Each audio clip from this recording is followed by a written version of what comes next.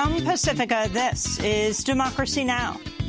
If they had protection inside, the results would have been far better. This is a dispute that will always exist, I suspect. But if they had some kind of a protection inside the temple, maybe it could have been a very much different situation. President Trump calls for the arming of houses of worship following Saturday's massacre at a Pittsburgh synagogue that left 11 Jewish worshippers dead.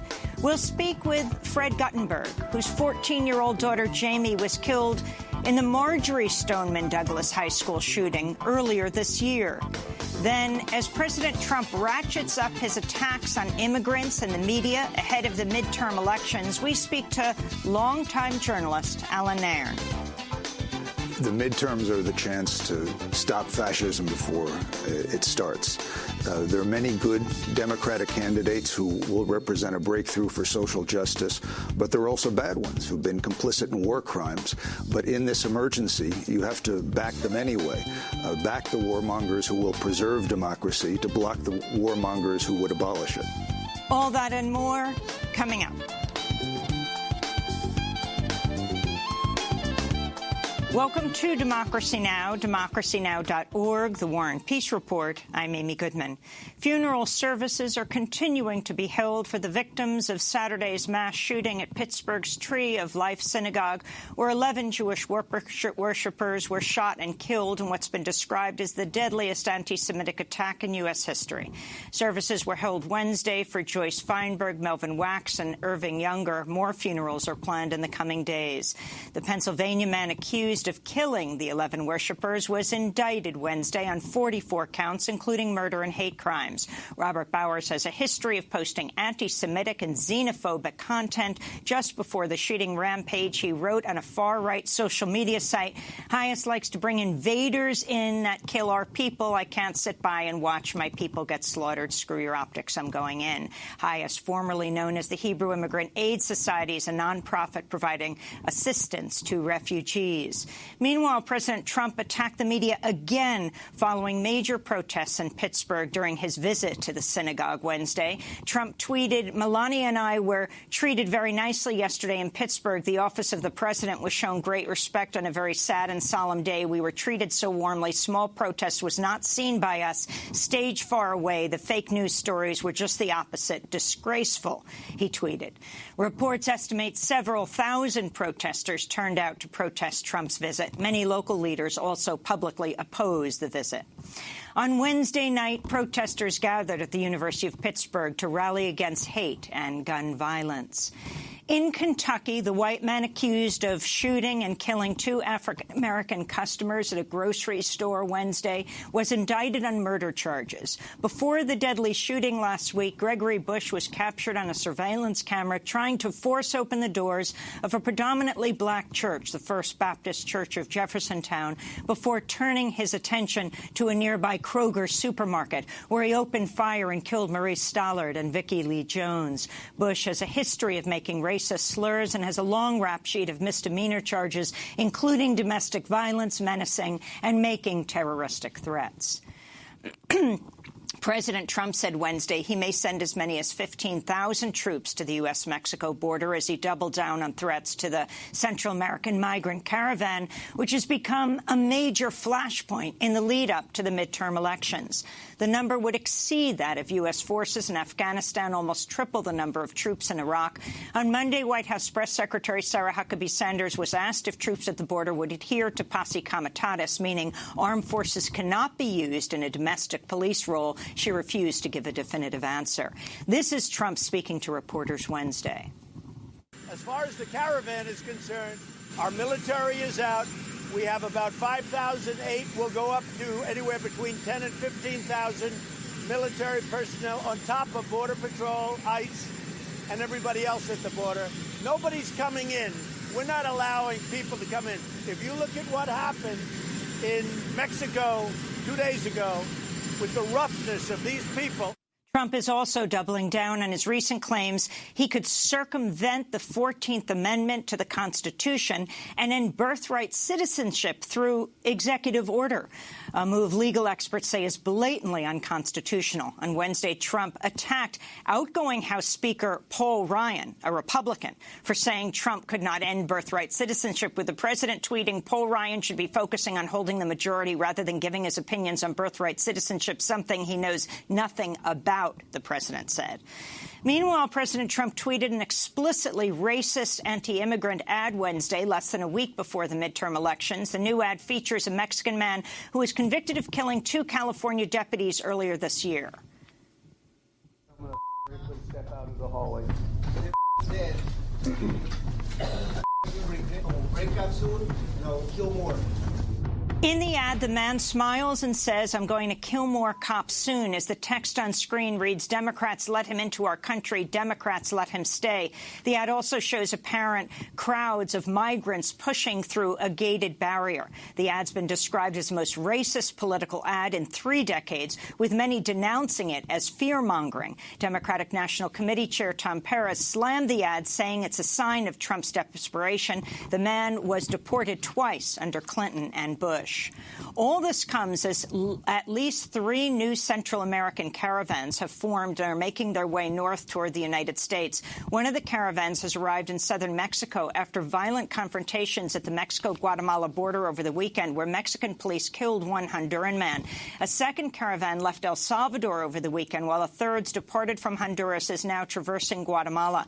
Human rights advocates say the mass caravans help migrants stay safe along the perilous migration route and avoid paying traffickers thousands of dollars. This is Mexico's Interior Minister, Alfonso Navarrete.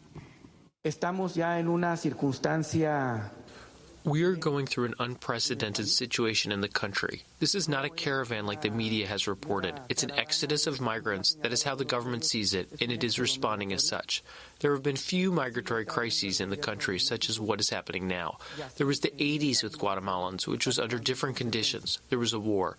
Here, we are talking about a humanitarian crisis. In an interview with ABC Wednesday, Trump was asked if he kept his campaign promise of never lying to the public, to which Trump responded, "When I can, I tell the truth." I mean, I do try. I think you try, too. You say things about me that are not necessarily correct. I do try, and I always want to tell the truth. When I can, I tell the truth. In the interview, Trump also addressed the size of the Central American caravans, saying, quote, "You have caravans coming up that look a lot larger than it's reported. Actually, I'm pretty good at estimating crowd size," he said. In fact, Trump has not proven to be very good at estimating crowd size, at least not for his own inauguration, which he claimed 1.5 million people attended. In fact, experts say the crowd was significantly smaller, more than half as small. In North Dakota, the Native American Spirit Lake tribe is suing to stop the state's new voter ID law before next Tuesday's election. The law requires voters to show identification demonstrating a residential street address, which many say disproportionately disenfranchises Native communities. In more election news, judges on a circuit court of appeals have ordered Ohio to allow voters who were purged from the rolls for not voting over a 6-year period cast provisional ballots in next week's election. Slain Saudi journalist Jamal Khashoggi was strangled as soon as he entered the Saudi consulate in Istanbul before being dismembered and his body destroyed.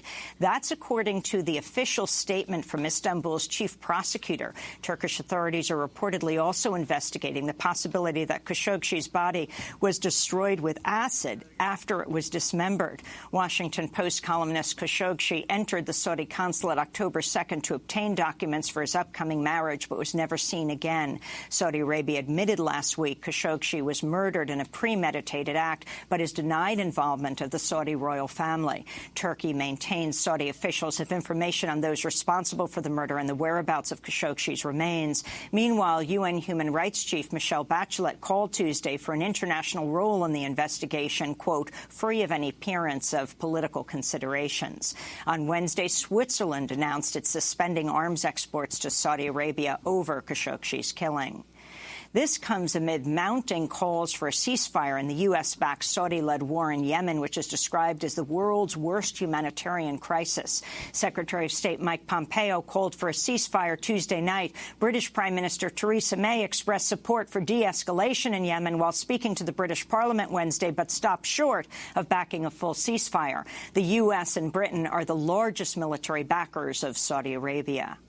The United Nations Security Council voted Wednesday to extend the mandate of MINURSO, the UN peacekeeping mission in Western Sahara, a territory in northwestern Africa that's been occupied by Morocco since 1975. Thousands of Western Sahara's indigenous people, the Sahrawi, have since been tortured, imprisoned, killed and disappeared while resisting the Moroccan occupation. Wednesday's UN vote comes ahead of negotiations scheduled for December between Morocco and the Sahrawi Liberation Movement known as Polisario Front, along with Algeria and Mauritania.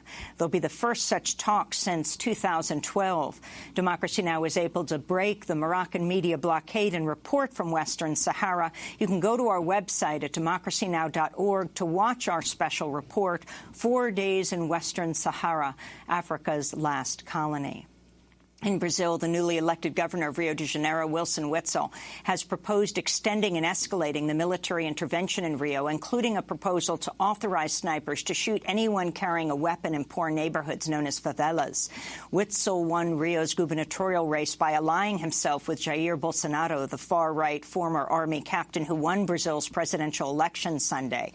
The military intervention in Rio has caused a surge of homicides, with police and soldiers killing at least 900 people over the last 6 months.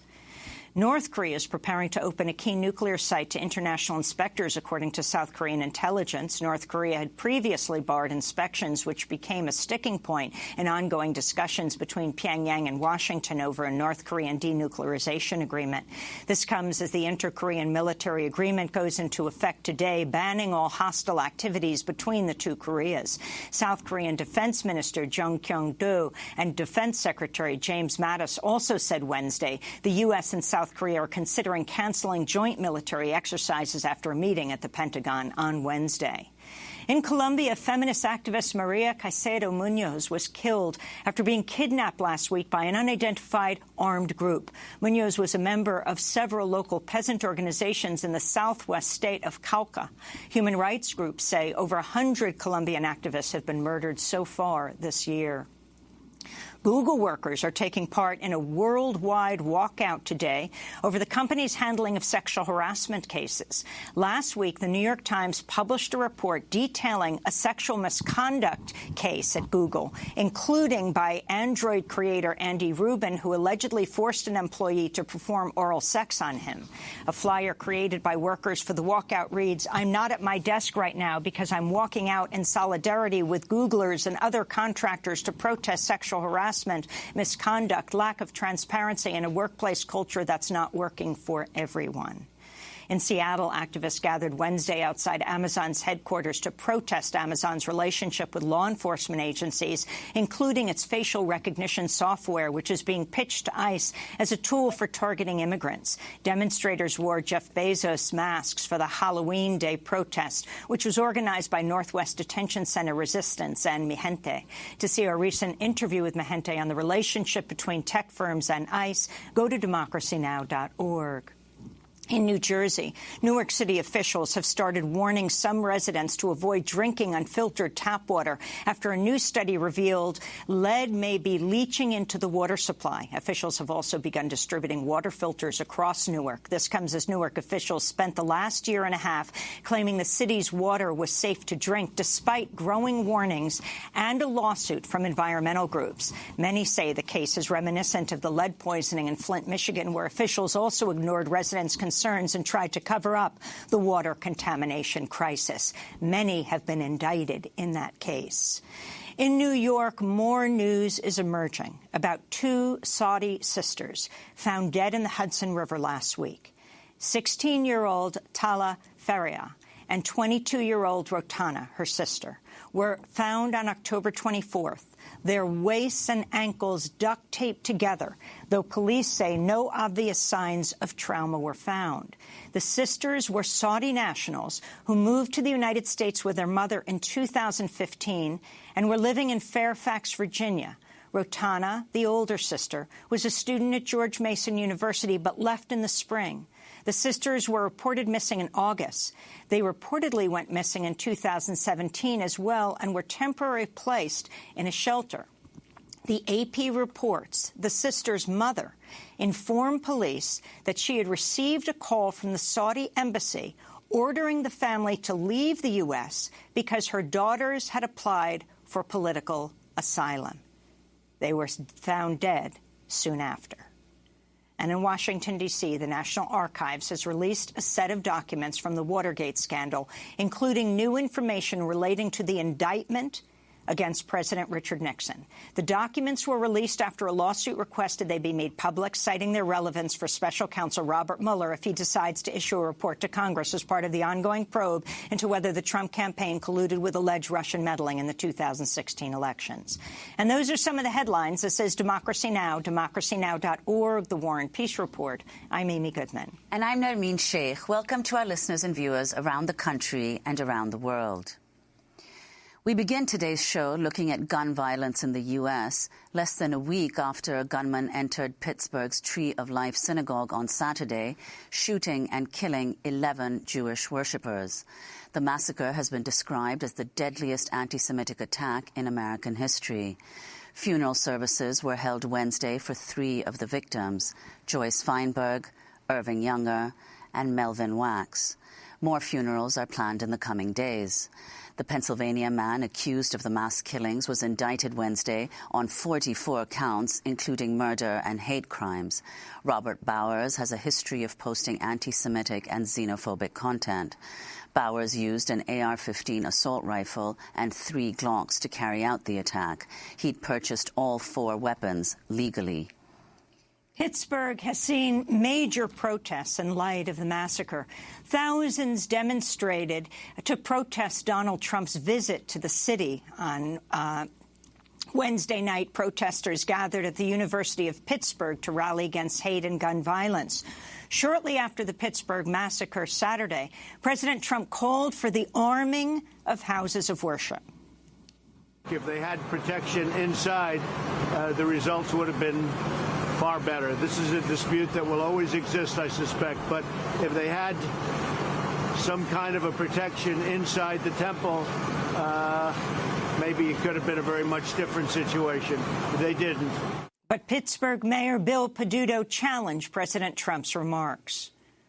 I think the approach that we need to be looking at is how we take the guns, which is the common denominator of every mass shooting in America, out of the hands of those that are looking to express hatred through murder. The Pittsburgh attack came 3 days after another act of gun violence when a white gunman fatally shot 2 African Americans at a Kentucky grocery store shortly after trying and failing to enter a black church. Gregory Bush opened fire and killed Maurice Stallard and Vicki Lee Jones at a Kroger supermarket near Louisville in what many are calling a hate crime. For more, we go to Davie, Florida, where we're joined by Fred Guttenberg. His 14-year-old daughter, Jamie, died earlier this year in the mass school shooting at Stoneman Douglas High School in Parkland, Florida, on Valentine's Day. With the midterms just around the corner, he's calling on voters to elect candidates who support gun safety. Fred Guttenberg, welcome to Democracy Now! Again, our condolences on your daughter, Jamie. You watched what unfolded in Pittsburgh on Saturday. Can you describe your reaction? The gunman had an AR-15 and apparently 3 Glock pistols.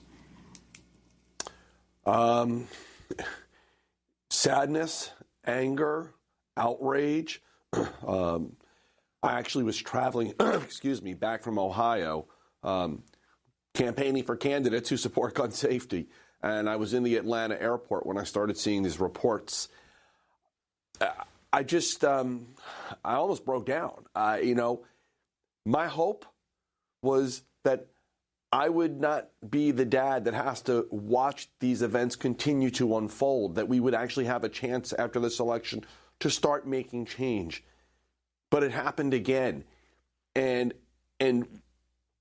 11 people dead because somebody, again, who should never have had access to the weapon that he used, managed to walk to buy it and then go into a temple with it. And when I hear the elected leaders talking the same nonsense that they did after Parkland, it says to me they still don't get the underlying problem and what it takes to fix it.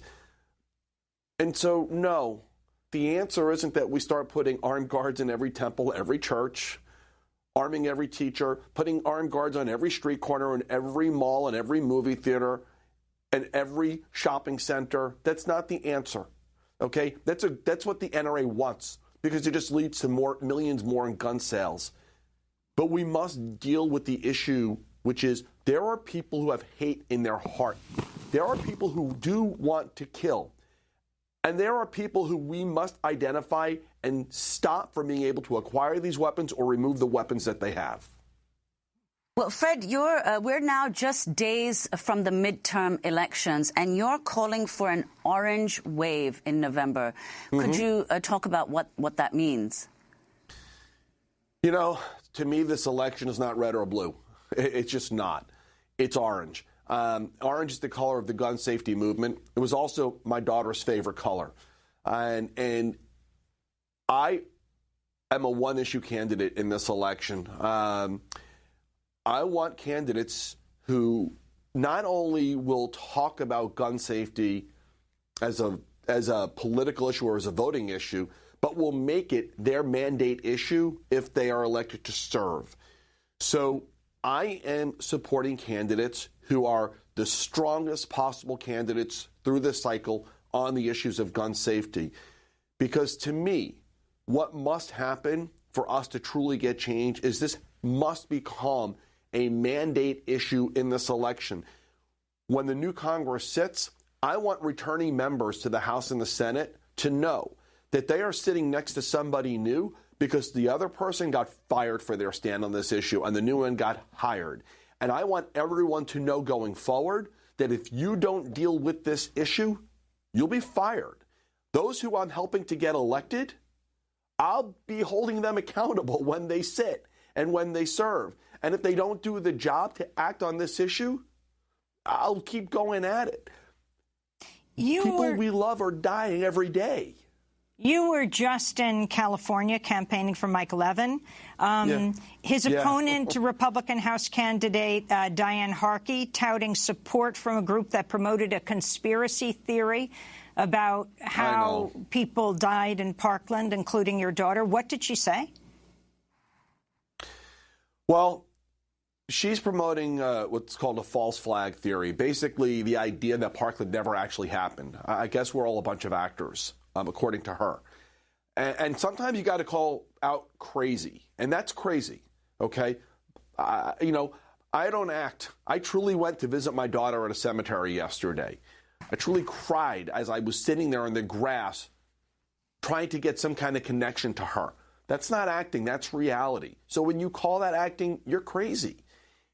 Someone who calls that a false flag, who says Parkland didn't happen, is not only unfit to serve, they shouldn't even have the ability to get close to running. In that district, Mike Levin deserves to win and deserves to win big.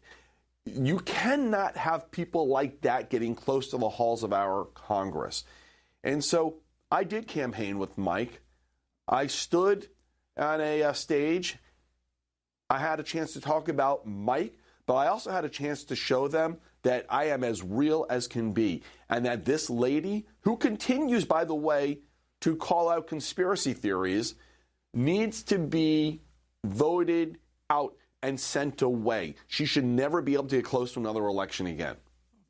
And Fred, from the time of Parkland to now, we just had this horrific shooting at the synagogue in Pittsburgh. Do you see a difference in the way that elected officials are now responding to gun violence of this kind, mass killing of this kind, as against what happened after Parkland? Yeah. See, a huge change.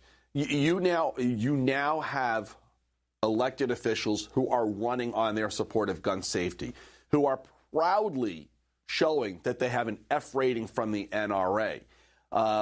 The elected officials who used to have the A ratings from the NRA, they're now going quiet.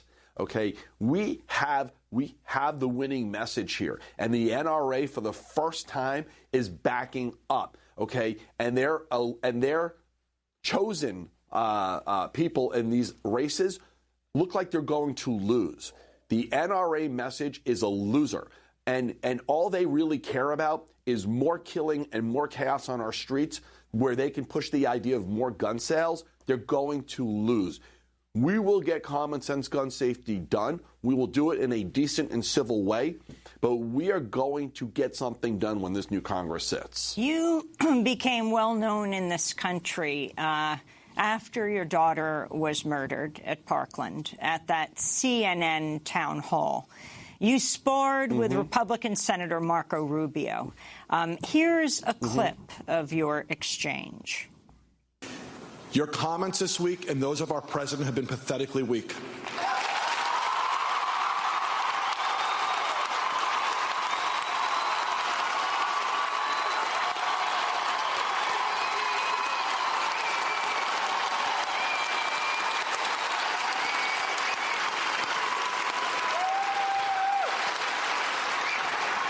So, you and I are now eye to eye, because I want to like you. Look at me and tell me guns were the factor in the hunting of our kids in this school this week. And look at me and tell me you accept it and you will work with us to do something about guns. Now, I think what you're asking about is the assault weapons ban. Yes, sir. So let me be honest with you about that one. If I believed that that law would have prevented this from happening, I would support it. But I want to explain to you why it would not. Senator Rubio, my daughter, running down the hallway at Marjorie Stoneman Douglas, was shot in the back with an assault weapon, the weapon of choice. Yes, sir. Okay?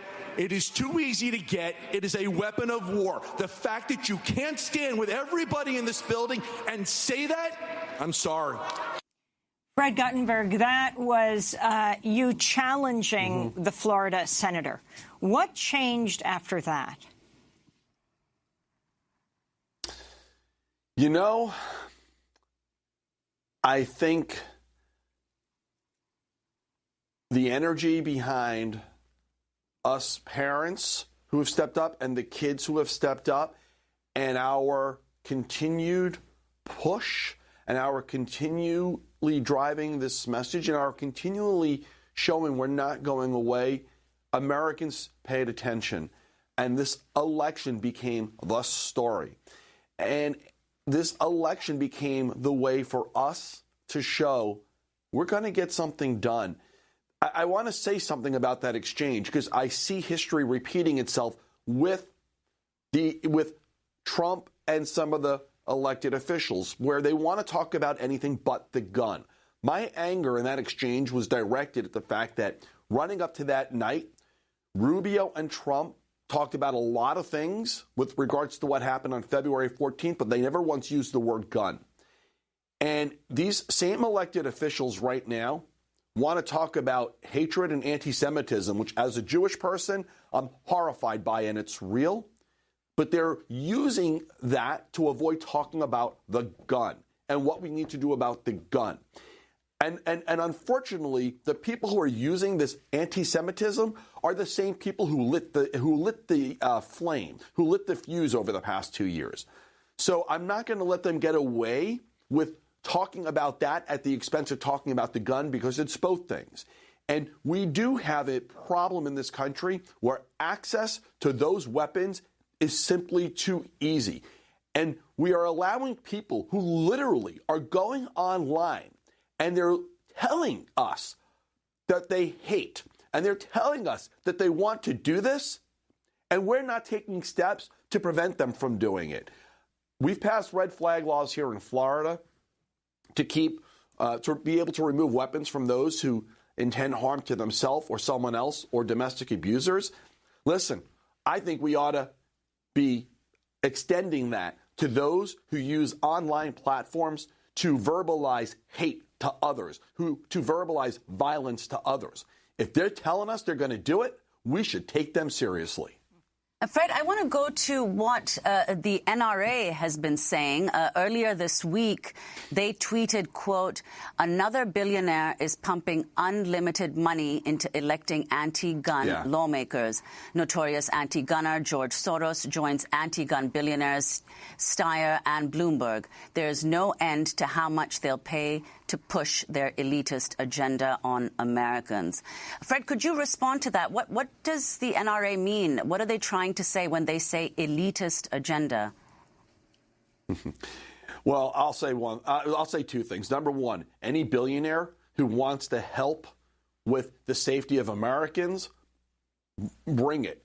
But regarding what the NRA is saying, it's horribly anti-Semitic. And, you know, I was not a politically involved person before February 14th.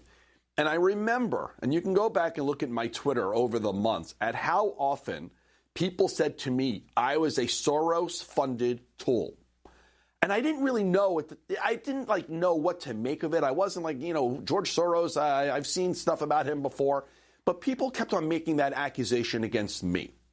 And even as recently as the Kavanaugh handshake, I was getting a lot of online venom saying I'm a Soros-funded tool. Like I had an idea that somebody wouldn't return a handshake. I've never met George Soros. I don't know George Soros. The only connection to George Soros that I have is he and I happen to both be Jewish. And so when the NRA does that, their anti-Semitism is showing. When the NRA makes other kinds of connections, or when you go to these gun shows and you see the sales of KKK merchandise, their racism is showing. The NRA is a racist and anti-Semitic organization, and they have made that clear time and time again. The problem is we have elected Republican officials who parrot that message. So when people say you're Soros-funded, or you're a Bloomberg-funded, or you're Steyer-funded, the only connection I have to them is my Judaism. Never met them in my life. Oh, I did meet Michael Bloomberg 3 weeks ago. He was here in Parkland. But it's anti-Semitism. That's what it is. And they need to be called out for it.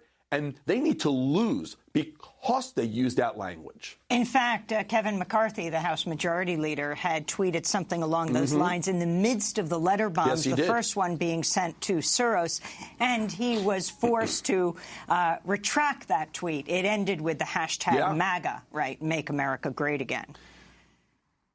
Listen, Kevin McCarthy, with that tweet, and he thought deleting it would get rid of it. No, it's not. And it's on my Twitter and many other people's. Kevin McCarthy should not only never be serving in leadership, Kevin McCarthy should be voted out of office. When you go and you publicly say, I am anti-Semitic and I am racist, you do not deserve to serve Americans, period. Well, we want to thank you very much, Fred Guttenberg, for being with us. Father of Parkland shooting victim Jamie. She was 14 years old when she was gunned down in Parkland at her high school on February 14th. Can I say one more thing about another leader? Yes, Fred. Because I think it's Mitch McConnell. He has been absolutely silent since last week with the bombings and with what happened in Pittsburgh. He has been silent. And he is, right now, he is the elected leader of the Senate. His silence should be ringing loud and clear for everybody who needs to vote in a Senate race. He needs to be fired from Senate leadership.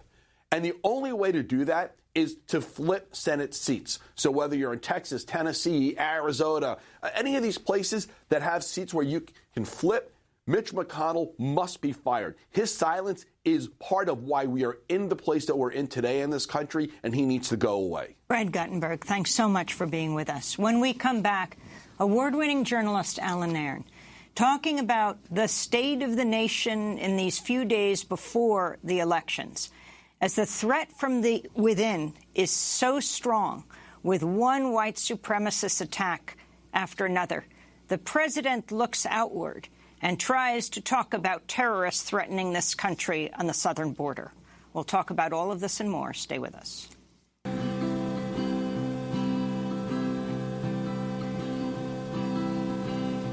We're searching for something that was lost, and centuries all have covered up.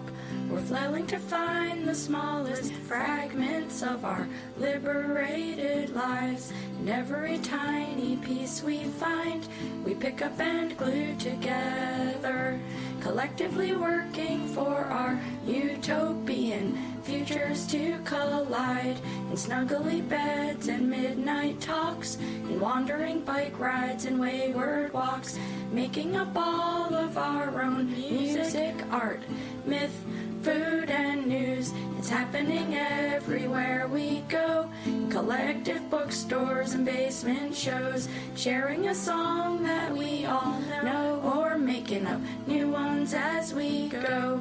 Yada da da dee, yada da da da, yada da da da da da da, yada da da dee, yada da da da. Utopian Futures by Kimya Dawson. I'm Amy Goodman with Nermeen Sheikh. The 2018 U.S. midterm elections mark a critical point in the era of President Donald Trump. The potential Democratic takeover of the House of Representatives has unleashed a torrent of white supremacist vitriol that is without precedent in recent years. In the past week alone, a militant Trump supporter was accused of mailing 3 pipe bombs to CNN and 12 bombs to people Trump frequently criticizes, including the Obamas and the Clintons. 2 African Americans were murdered by a white supremacist outside Louisville, Kentucky, after he unsuccessfully tried to enter a predominantly African-American church, and 11 Jewish worshippers were massacred in a Pittsburgh synagogue by a white supremacist who railed on social media against Jews who help refugees, or invaders, as he and Trump call them. This comes as President Trump has sharply escalated his attacks on immigrants. So far this week, Trump has threatened to send as many as 15,000 U.S. troops to the U.S.-Mexico border and to rewrite the Constitution, to revoke birthright citizenship. He and the right-wing media are also continuing to fixate on a caravan of Central American migrants that's more than 1,000 miles from the U.S. border. On Wednesday, Trump posted an explicitly racist ad on his Twitter feed suggesting Democrats are letting immigrant murderers into the country. And Trump also has escalated his attacks on the media despite the recent Saudi murder of Washington Post columnist Jamal Khashoggi in the Turkish embassy, in the Saudi embassy in Turkey, and the recent bombs sent to CNN. To talk about what's at stake on Tuesday, we're joined by longtime investigative journalist Alan Nairn. For decades, he's covered U.S. foreign policy across the globe, including in Indonesia, Guatemala, El Salvador, Honduras, Haiti, past winner of the George Polk Award. Alan Nairn, welcome back to Democracy Now! Thanks. Good to be with you. Talk about the state of affairs in this country right now. Well, this midterm election, this is it. The U.S. is facing incipient domestic fascism. The rightist revolution that Trump dragged to power has a chance to consolidate itself. The way to stop it is to vote the Democrats into control of at least one, and preferably both houses of Congress. It's interesting you say that because you've been a fierce critic of Democrats. Yeah. I mean, for years I've been documenting how many of the senior Democrats are complicit in war crimes, how they belong in prison. But we are now in an emergency situation in which there's a huge fundamental difference between the Democrats and the Republicans at this moment. The Republicans would abolish democracy. They're looking, because that's the only way they can perpetuate their power. They have a minority of the votes. They have to rig the system so they can stay in power as their minority of votes diminishes over time. The Democrats, their interest is in maintaining, even expanding democracy, because that will help bring them to power. In addition, Trump personally... You're talking about voter suppression there, and expanding the vote. Well, all sorts of things. Voter suppression, gerrymandering, the tactics that the Republican rightist revolution is using to maintain its hold in power, even though they can't win a straight-up vote.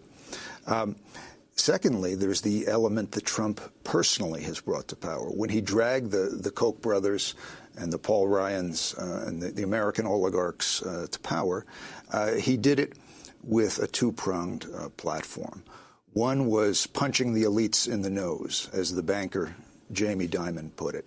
The other was racism. Without the element of punching the elites in the nose, the Republicans could never have won the election. Romney tried running on the elitist platform of giving tax breaks to the rich, getting rid of Social Security, Medicare.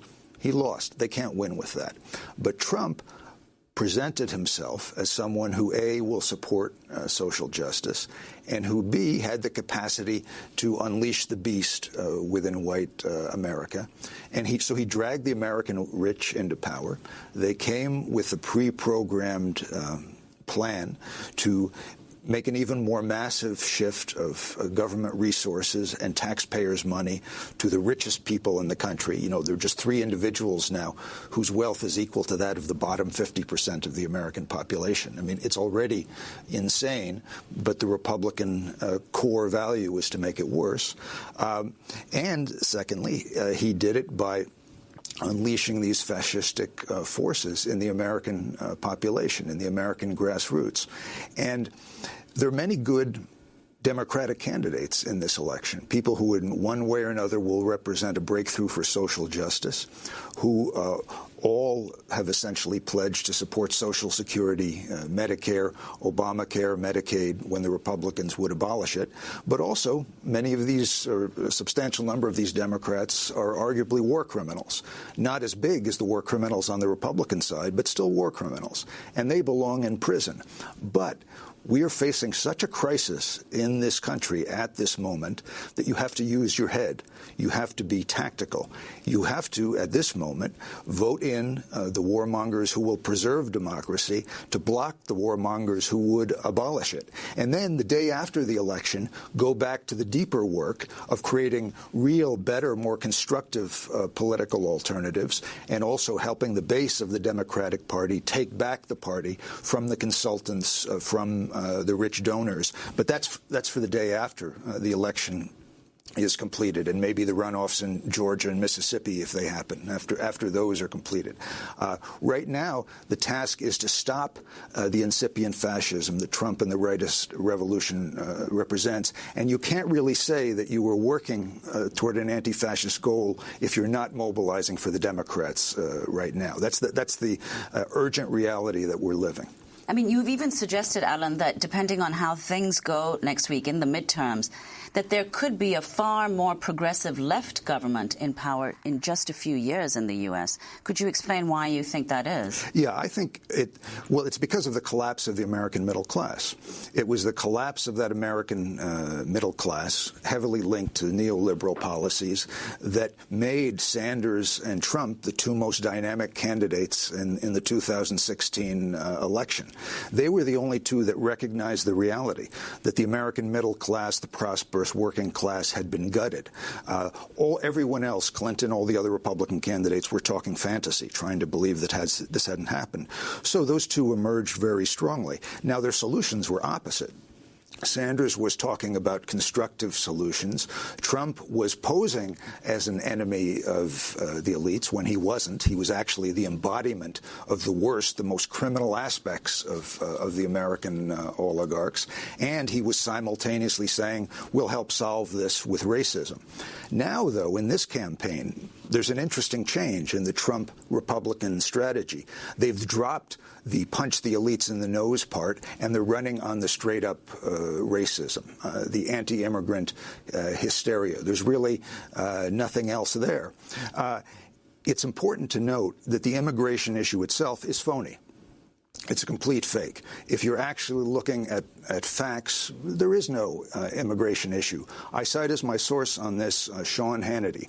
After Romney was defeated by Obama in the 2012 election, Hannity immediately went on his radio show saying he had reevaluated his position on immigration. This is Sean Hannity of Fox. This is Sean Hannity of Fox. He said Sean Hannity, now favored a path to citizenship. citizenship, which is what the progressive immigration activists had been pushing. He said, we've got to drop the immigration issue. I mean, basically... How long ago was this? This was right after Obama defeated Romney in the 2012 election, because his diagnosis was, Hannity's was, that the immigration problem is not a national security threat to the United States. If Sean Hannity really believed the U.S. would be overrun by Mexican and Central American migrants, he would not be saying drop the issue, have a path to citizenship. He obviously believed it was a loser to the Republicans. For the Republicans. This was the same time that the Republicans, some of the Republicans, issued what was called their autopsy report, where they said, we have to drop this anti-immigrant stuff. We have to move closer to the Latino population if we want to have any chance of gaining a majority of the votes at some time in the future. But Trump came in and proved Hannity and the autopsy report to be incorrect. Trump had a deeper understanding of the American population, the American white population, and the resonance of racism and nativism in this country. Trump said, no. Screw that. We're going to go straight out attack against non-whites, against Muslims, against Mexicans, et cetera, et cetera. His party had already recognized that the whole thing was fake, but Trump saw something true about the way that there are elements within people, the worst, most vile, most bestial elements. They exist in every person. I mean, every major religion has noticed and talked endlessly about this fact since the beginning of human civilization. Everybody has bad, has evil within them. And Trump has a profound understanding of how to draw it out, how to mobilize it, how to weaponize it, and how to use it for political purposes. And that is now a core element of the rightist revolution that has taken power in this country and that threatens to evolve from just an incipient fascism into a new, unique American fascism. And by the way, just on a mechanical level, you ain't seen nothing yet.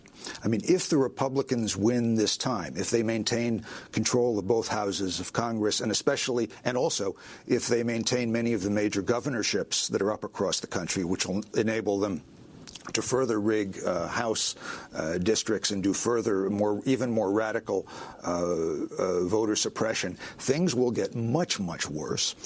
Trump's ability to incite at the grassroots level racist violence will go from just a few isolated incidents, which is what we have now, into the possibility of actual organized forces, paramilitaries. And up till now, the Supreme Court has been, in an ambiguous way, something of a check because of the ambiguous position of Kennedy. Kennedy is gone now. He's replaced by Kavanaugh, who was part of the group of rightist Republicans on the court who are radical right and Bolshevik in their discipline. Anything that the Republican Revolution wants to do, this Supreme Court will rubber stamp it. And that's new. That's new as of just X number of weeks ago. So we haven't seen anything compared to what's coming if the Republicans are able to win these elections. I mean, Trump succeeded in doing something quite unbelievable. Last week, in the middle of the night, I think it was one of his 3 a.m. tweets, he said Republicans are doing so well in early voting and at the polls, and now this, he put it in, quote, bomb stuff. This was in the midst of the letter bombs being sent to the Obamas, to the Clintons, to George Soros, to Maxine Waters. It read like a Trump hit list.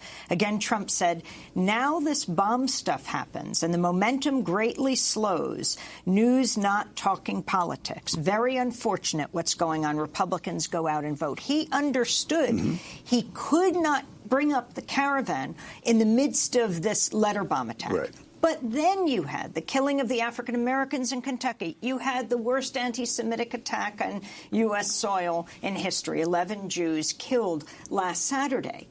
And President Trump then throws out everything he can. I'm sending 15,000 troops to the border to get the terrorists outside coming in, right? He is going to overturn the Constitution with an executive order with birthright citizenship. This question of the enemies outside, and he's succeeding because there's so much outrageous that he has put forward, and taking away this extreme threat here at home. Right. Well, Trump is a sharp guy. He's an ignoramus and a fool, but he's also a sharp guy. The human mind is very complex, and that's one reason why he's so dangerous. He was essentially planning the American equivalent of a series of Nuremberg rallies to close out the campaign, and the Pittsburgh massacre, the Louisville massacre, although Pittsburgh got much more attention, the pipe bombs threw him off stride. If these atrocities had happened outside of election season, far from an election, it actually would have been a plus for the Trump forces and the rightist revolution, because these are the kinds of acts that traditionally give energy to fascistic movements. They serve as movement building. They push the envelope. They create conditions of fear and chaos that increase the demand for the strong leader. But in this case, it was an inconvenience, and it really annoyed Trump. In fact, he even was forced by public opinion and his aides to issue a statement where I'm going to look for the exact quote that Trump gave. He said, "Acts or threats of political violence of any kind have no place in the United States of America." That was Trump after the pipe bombs. Well, as any honest officer at the Pentagon will tell you, acts or threats of political violence are the core of the American-led world system. Anybody who knows politics knows that. And one of the things that Trump has done is he is starting to increase the role that those kinds of acts or threats of political violence play and potentially play in American domestic politics. I mean, we have a long history of domestic political violence, of course, against Native Americans, against African American slaves, against the labor movement, et cetera, et cetera, and continuing today on an ad hoc basis, encouraged by the Trump-like forces, in the case of shootings of police officers and border patrol of unarmed civilians, especially African Americans, and on the border, occasional killings of immigrants. There was a young woman from Guatemala, from Quetzaltenango, who was shot in the head by the Border Patrol near Laredo, Texas, this past spring. And by the way, the logical culmination of Trump's current immigration push, as you noted earlier, which includes the idea of presidential fiat to amend the Constitution, which, by the way, could be accepted by the Kavanaugh Court. It could not have been previously, but now that's on the table. And if they accept that, that opens the door to a president knocking out any other part of the Constitution he doesn't like. But the logical conclusion of this push is setting up Israeli-type snipers like the Israelis have along the Gaza border, where they pick off civilians, even pick off people who are wearing press vests, pick off medical personnel, pick off unarmed people who are just standing there protesting. That's, if you look at Fox News and their demand, their pressure for actually opening fire on the border, that's the logical next step if the Republicans win. If the Democrats are able to get at least one House, that will be some significant constraint on Trump's freedom of action. We're going to break and then come back to this discussion. Interesting in President Trump's series of 8 states, 11 rallies before the midterms. He's been told not to come to Arizona or Nevada to help the Republican candidates. They are deeply concerned about what his message will mean, that it could sink them. Alan Nairn, award-winning investigative journalist. We'll be back with him in 30 seconds.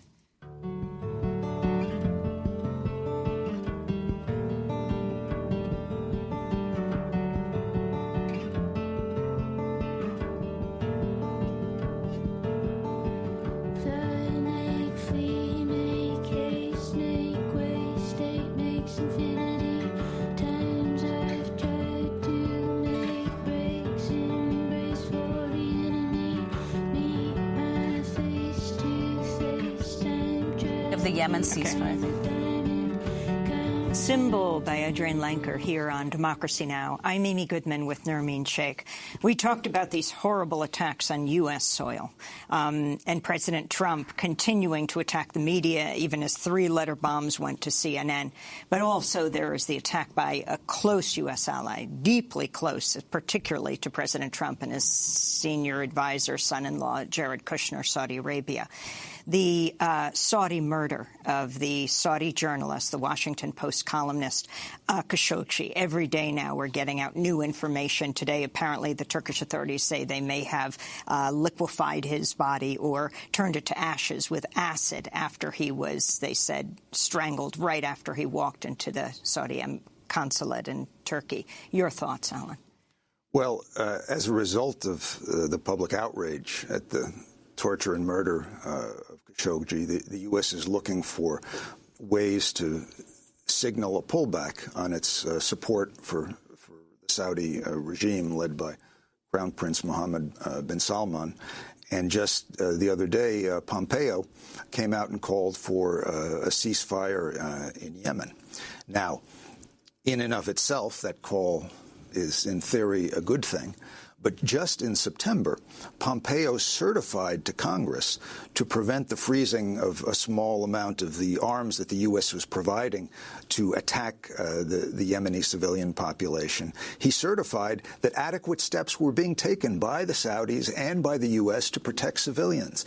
This as they were bombing school buses, bombing funerals, bombing wedding parties, and doing it with U.S. refueling help, U.S. planes, and U.S. munitions provided by Lockheed Martin, Raytheon, and others. So Khashoggi certified just weeks ago that this was, Pompeo certified that this was okay. And we'll see what happens. Right now, as he says this, Saudi forces are massing outside of Yemen's main port. Some there fear for another attack on the city to try to cut off and starve the place. This as they have brought millions to the brink of famine and have already killed, by the best recent estimates, perhaps 50,000, perhaps 60 or 70,000 Yemenis, and created one of the most serious outbreaks of cholera in recent world history. And this is all directly chargeable against the U.S. There's some talk about cutting off U.S. arms sales to Saudi Arabia. Well, that's not a matter of policy. That's a criminal matter. These U.S. arms sales and this U.S. refueling and training for Saudi Arabia is a war crime because the U.S. is facilitating attacks on civilian targets in Yemen. George Bush Jr. put it very well. He said, if you arm a terrorist, you are a terrorist. I agree with Bush Jr. And in this case, the U.S. government is a terrorist. That's the way we should look at the Saudi arms sales. In terms of the murder of Khashoggi itself, the thing that strikes me about it most is that the main reason this exploded into an issue was because there's a tape, apparently. There's a tape of the death room, the final seconds of the victim's life. And there are so many people around the world who've been imagining what happened in that death room when their own loved one was tortured to death by any one of 36 U.S. client states over the years. I personally have wondered about 2 such death rooms, one in Guatemala, where a friend of mine story was she had her hands cut off, another in Indonesia, where Jafar Siddiq Hamza, my friend, had his face sliced off by the authorities who had kidnapped him. And when we found him, his hands were bound behind his back. Imagine if there were tapes of all of those events and they were on TV every day, and we were all forced to watch them. This policy wouldn't last a year. We've got to stop it. But if you want that kind of change, if you want change on something that profound, you've got to stop the dismantling of what democracy we have in this country. You've got to stop the rise of incipient fascism. And to do that tactically, you've got to go out and mobilize for the Democrats. We're going to leave it there, but we'll continue this conversation posted online under WebExes at democracynow.org. I'll be speaking tonight at the Murmur Theater in Brooklyn with Anna Glaser of Broad City. I'm Amy Goodman with Nermeen Sheikh.